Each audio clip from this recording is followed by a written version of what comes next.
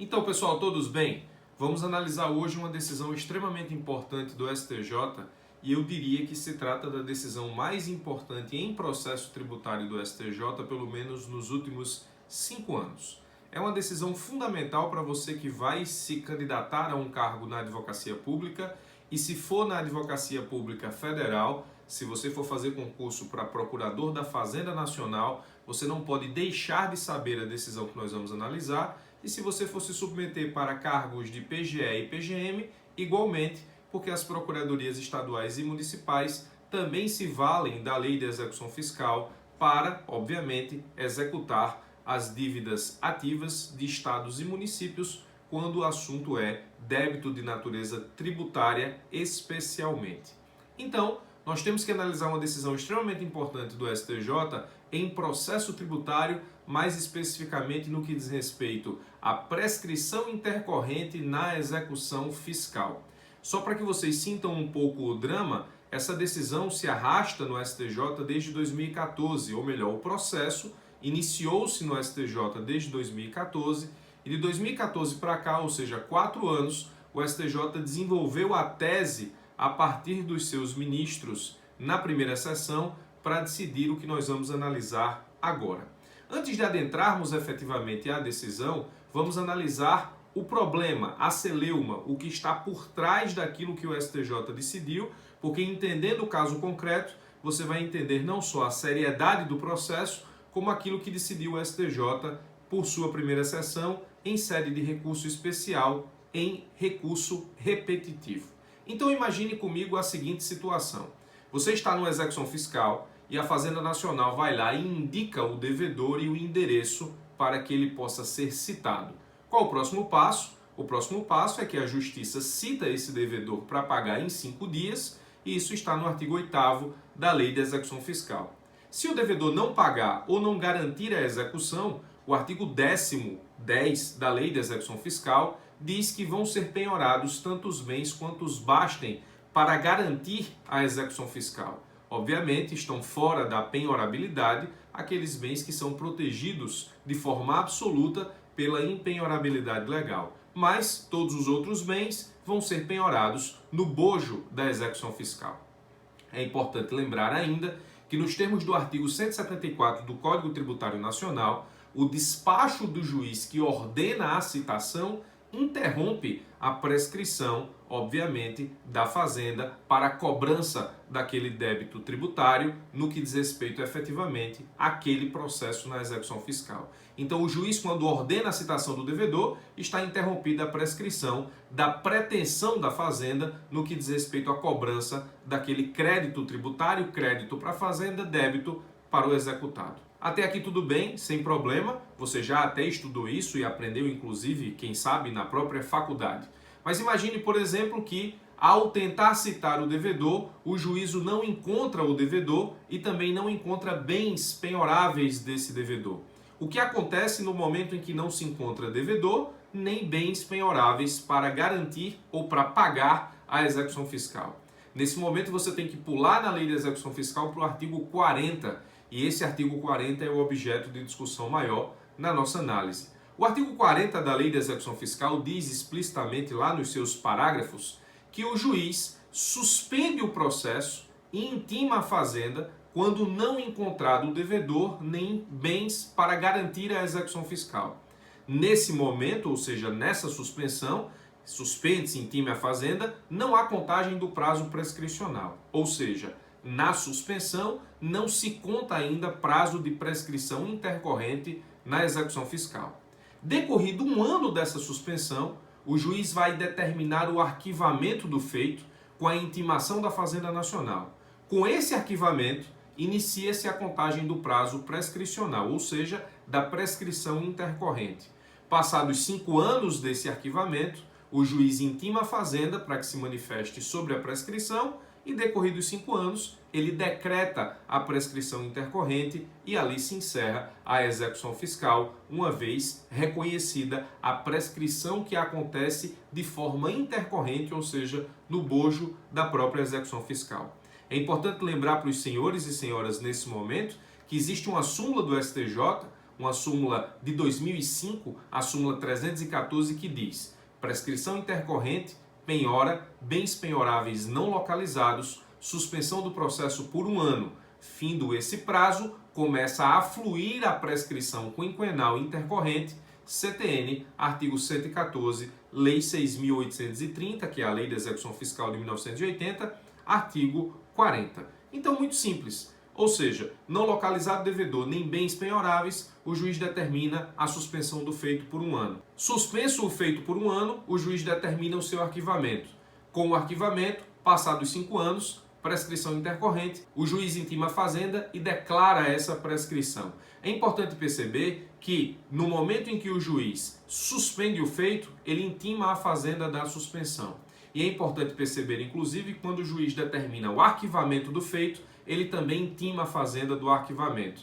E é importante também dizer que no momento em que o juiz percebe a prescrição intercorrente, ele intima a fazenda e depois da manifestação da fazenda, decreta a prescrição intercorrente. Então guarde essa informação sobre a intimação da fazenda, tanto no que diz respeito à suspensão da execução fiscal, quanto no que diz respeito ao início do arquivamento, ou seja, ao arquivamento e o início do prazo de prescrição, quanto no que diz respeito à decretação da prescrição intercorrente propriamente dita. Muito bem, analisamos a situação em tese, de acordo com o que nos diz tanto o Código Tributário Nacional, no que diz respeito efetivamente à citação do devedor, que neste caso interrompe o prazo prescricional. Vimos também na Lei de Execução Fiscal quando acontece de não encontrar o devedor e nem bens penhoráveis, e vimos que a Fazenda Nacional é intimada tanto da suspensão do processo, quanto do arquivamento, quanto intimada para se manifestar sobre a ocorrência da prescrição intercorrente. Agora vamos analisar o caso concreto, o caso real, que levou a celeuma ao STJ e deu início efetivamente à discussão que gerou a decisão que nós ainda vamos analisar. No processo real, nós temos que, no momento em que o juiz determinou o arquivamento e intimou a fazenda, decorridos 5 anos, ele decretou a prescrição intercorrente sem intimar a fazenda para se manifestar de forma prévia. O juiz determinou o arquivamento. Passados 5 anos, ele foi lá e decretou a prescrição intercorrente sem intimação da fazenda. Óbvio que a advocacia pública, especialmente no caso a Procuradoria-Geral da Fazenda Nacional, não ia deixar passar essa ausência de intimação para se manifestar sobre a prescrição intercorrente de forma vazia. Óbvio que isso foi objeto de recurso ao Tribunal Regional Federal, no caso da 4ª Região.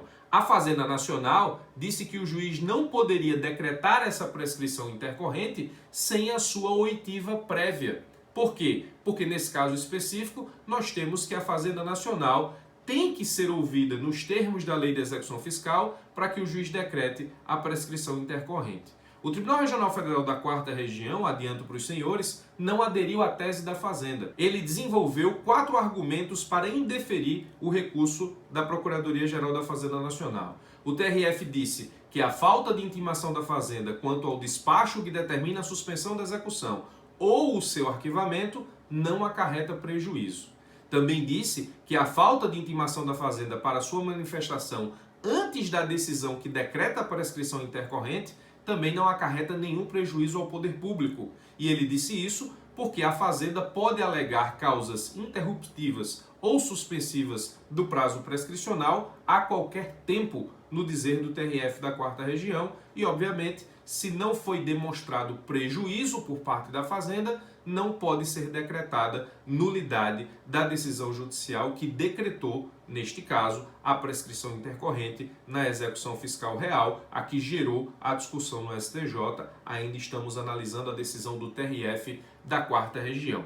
Assim como a Fazenda Nacional, a Procuradoria-Geral da Fazenda Nacional, não se curvou à decisão do juiz que decretou a prescrição intercorrente na execução fiscal e recorreu para o TRF, ela também não se curvou a essa decisão do TRF da 4ª Região e, alegando violação à legislação federal, levou o processo ao STJ para que fosse analisado o recurso especial da Fazenda Nacional. Obviamente que a Fazenda apresentou todas as violações que entende cabíveis e também desenvolveu o seguinte argumento.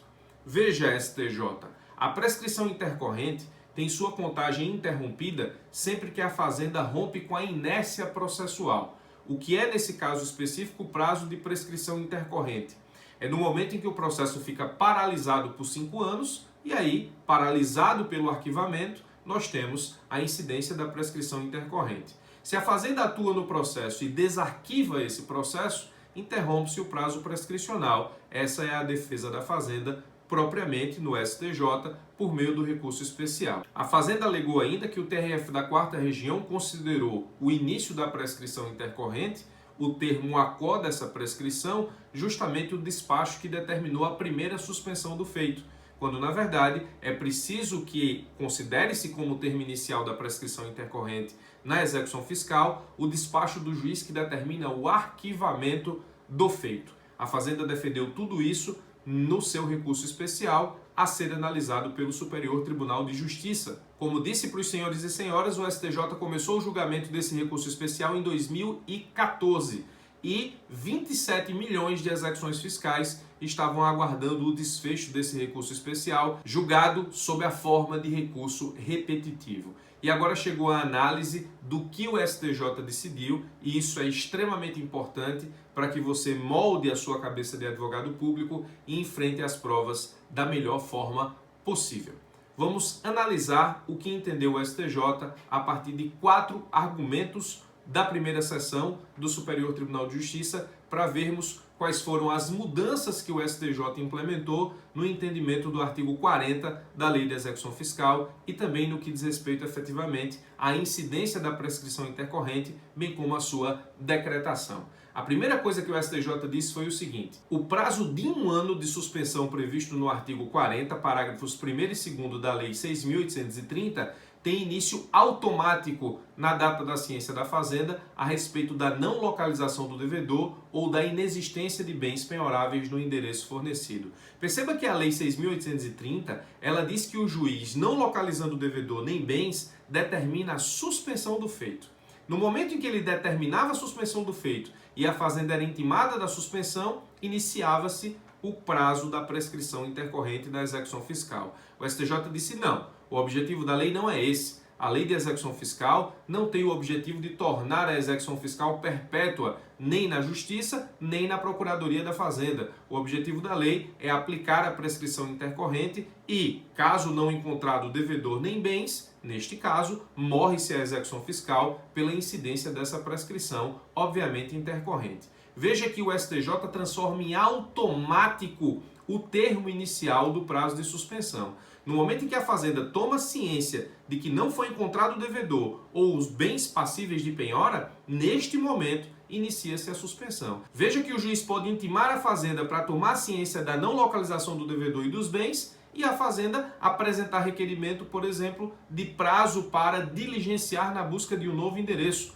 Não importa, é automático. No momento que a Fazenda tomou ciência da não localização do devedor e também, nesse caso específico, da não localização de bens penhoráveis, o processo encontra-se suspenso automaticamente, ou pelo menos o prazo dessa suspensão começa a acontecer, ainda que a Fazenda depois peça prazo para diligenciar na busca do endereço do executado ou de bens do executado. O STJ transforma o termo acó da suspensão do artigo 40 da Lei de Execução Fiscal em automático, a partir da ciência da Fazenda acerca da não localização do devedor, como também da não localização dos seus bens. Isso é extremamente importante porque a Fazenda pode continuar diligenciando no feito, a Fazenda pode continuar falando dos autos, mas não localizado o devedor nem bens, o prazo de suspensão é automático, o início dele pelo menos, e se dá da ciência da Fazenda acerca da não localização do devedor e da não localização de bens que garantam efetivamente a execução. Muita atenção a esse ponto. O segundo argumento do STJ: havendo ou não petição da Fazenda e havendo ou não decisão judicial nesse sentido, findo o prazo de 1 ano da suspensão, que teve termo inicial automático a partir da ciência da Fazenda da não localização do devedor ou de seus bens, inicia-se também automaticamente o prazo prescricional aplicável, durante o qual o processo deveria estar arquivado sem baixa na distribuição, na forma do artigo 40, parágrafos 2º, 3º e 4º da Lei de Execução Fiscal, fim do qual estará prescrita a execução fiscal. Veja que o STJ transforma tudo em automático. Ou seja, no momento em que a Fazenda ela tem ciência da não localização do devedor e dos seus bens, começa automaticamente o termo inicial da suspensão. Decorrido um ano, começa automaticamente o termo inicial do arquivamento, que começa a contar o prazo da prescrição intercorrente. É automático. Ou seja, tomada ciência a Fazenda da não localização do devedor e dos seus bens, começa o prazo de suspensão. Um ano depois, começa automaticamente também o prazo do arquivamento e, nesse caso específico, começa-se a contagem do prazo prescricional intercorrente dentro da execução fiscal. E como é que eu faço para interromper esse prazo, professor? Sou advogado público. Como é que a execução fiscal é interrompida em termos de prescrição intercorrente? O STJ também disse que só a efetiva penhora é apta a afastar o curso da prescrição intercorrente, mas não basta para tal o mero peticionamento em juízo requerendo a feitura da penhora sobre ativos financeiros ou sobre outros bens. O que é que o STJ está dizendo no argumento 2 e no 3? O que a Fazenda peticionar não importa. O que o juiz decidir não importa. A única coisa que para a contagem ou que interrompe a contagem do prazo prescricional é a efetiva penhora. A Fazenda pode peticionar quantas vezes quiser, o juiz pode despachar ou decidir quantas vezes quiser, o processo pode ser desarquivado para apreciação das petições da Fazenda quantas vezes quiser, mas nada disso interrompe o prazo prescricional. Veja, vou repetir porque o assunto é importante e estará na sua próxima prova da advocacia pública com certeza. Na execução fiscal, a ciência da Fazenda sobre a não localização do devedor e dos seus bens gera automaticamente o início da suspensão do artigo 40 da Lei de Execução Fiscal. Depois de um ano, automaticamente inicia-se o prazo prescricional intercorrente do artigo 40 da Lei de Execução Fiscal. O que é que para a contagem desse prazo? A efetiva penhora. Não importa quantas vezes a Fazenda peticione nos autos, não importa quantas vezes o juiz decida nos autos. O prazo prescricional intercorrente só para de ser contado se houver efetiva penhora.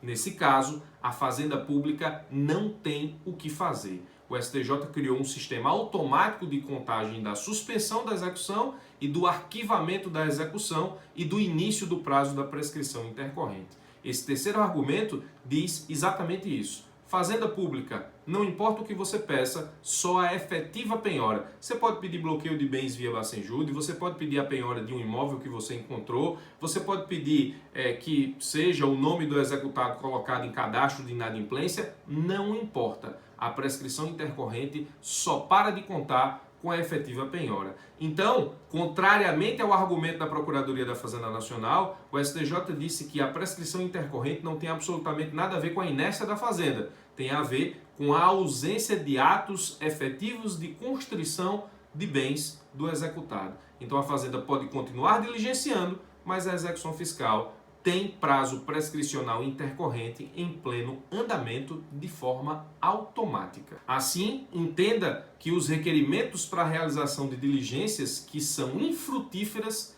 em localizar bens do devedor não suspendem nem interrompem o prazo da prescrição intercorrente. E por último, disse o STJ, a Fazenda, em sua primeira oportunidade de falar nos autos, aí ele cita o artigo 245 do CPC. Esse 245 é do CPC de 73, que foi reproduzido pelo 278 do CPC de 2015, praticamente com a mesma redação, então sem prejuízo. Ele diz que na primeira oportunidade que a Fazenda terá que falar nos autos, ela deve alegar qualquer falta de intimação dentro do procedimento previsto no artigo 40 da Lei de Execução Fiscal e deve demonstrar não só a ausência de intimação, mas o efetivo prejuízo que ela teve com essa ausência de intimação. Sem demonstração de prejuízo, a Fazenda não vai conseguir emplacar o argumento de que a ausência da sua intimação impede a decretação da prescrição intercorrente. A Fazenda deve demonstrar, por exemplo, que houve casos de interrupção ou de suspensão da prescrição para impedir a decretação da prescrição intercorrente. Sem isso, nesse caso específico, as manifestações da Fazenda não têm qualquer relevância para a fluência do prazo da prescrição intercorrente, salvo, como dito, nos casos de interrupção ou suspensão da prescrição ou, se conseguir a Fazenda, a efetiva penhora de bens do devedor no processo executivo. Professor, essa decisão dificulta a vida da Fazenda Pública? Sim, dificulta porque na prática existe uma dificuldade natural de encontrar bens do devedor e sem bens do devedor, o processo executivo fiscal ele tem prescrição intercorrente automaticamente estabelecida a partir de 1 ano da suspensão, cujo termo inicial também acontece automaticamente no momento em que a Fazenda tem a ciência da ausência de citação do devedor e dos bens penhorados, ou seja, não há bens penhorados, não há devedor encontrado, então automaticamente se inicia o prazo de suspensão, 1 ano depois automaticamente se inicia o prazo de arquivamento, que é o termo inicial da prescrição intercorrente no processo executivo. Essa decisão, infelizmente, prejudica em muito o trabalho da Fazenda Pública, mas segundo o STJ, privilegia aí a celeridade processual e o princípio da instrumentalidade no processo. Essa é a decisão que você precisa conhecer a partir desse importante julgado do STJ, que, como disse, batendo o martelo na questão, faz com que ela se torne apta a ser cobrada em vários concursos da advocacia pública ou dos mais variados níveis ou mais variados cargos, porque a execução fiscal não interessa apenas à Fazenda Pública, mas a todos os operadores do direito. Bom, chegado o final da explicação, se você ficou até aqui, tudo bem. Se você quiser continuar, eu tenho um simples desabafo a fazer. Eu recebi nessa semana uma mensagem de um seguidor por aqui que disse assim: professor, seus vídeos são muito longos, torne-os mais curtos, mais pessoas assistirão. Bom, eu preciso fazer uma explicação sobre isso. Veja bem, eu não sou youtuber. Quem ganha dinheiro no youtuber são as pessoas que sabem contar piada ou as pessoas que sabem cantar. Eu não sei cantar. Eu, no dia a dia, com as pessoas mais próximas, sou até engraçado, mas não para fazer piada num canal ou numa plataforma de ampla divulgação. Não tenho dom nem para contar piada, nem para cantar, então jamais serei uma celebridade aqui no YouTube, jamais serei um youtuber propriamente dito.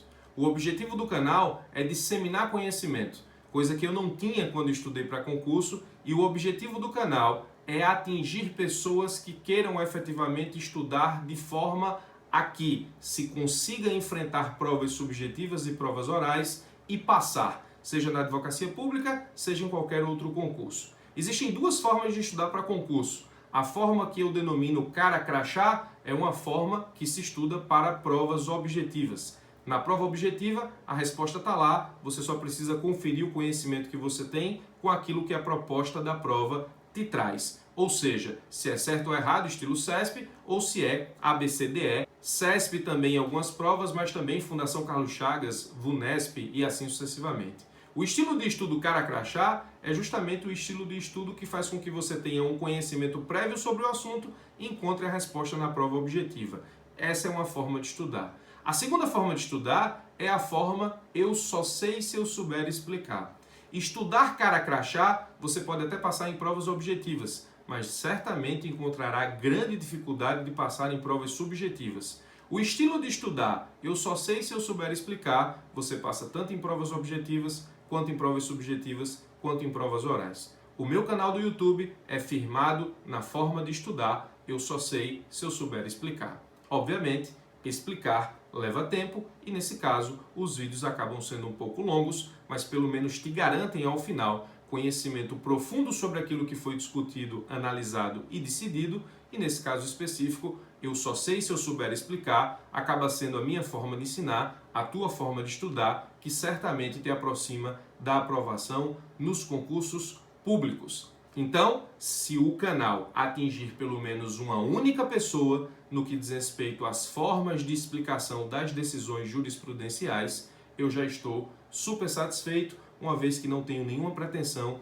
de me tornar youtuber ou de ter milhões de seguidores. Eu respondo ao seguidor ou à pessoa que me falou e respondo para todo mundo, porque essa pode ser uma dúvida de outras pessoas. E aqui no canal eu analiso as principais decisões de jurisprudência ou aquilo que na minha análise e na minha experiência tem mais possibilidade de ser cobrado em provas de concurso. mas no Instagram eu analiso todas as decisões que têm um reflexo para a advocacia pública, para a fazenda pública. Então, se você não me segue lá, vai lá para o Instagram, porque todos os dias eu analiso algo que possa impactar a atuação da advocacia pública e, consequentemente, ser cobrado dos concursos públicos. É isso. Se você quer continuar recebendo vídeos como esse, assina o canal, clica no sino que tem aqui embaixo. Todas as vezes que eu subir conteúdo novo, você vai ser notificado por e-mail e também pelo celular. Obrigado pela sua atenção até aqui, forte abraço e até os nossos próximos vídeos.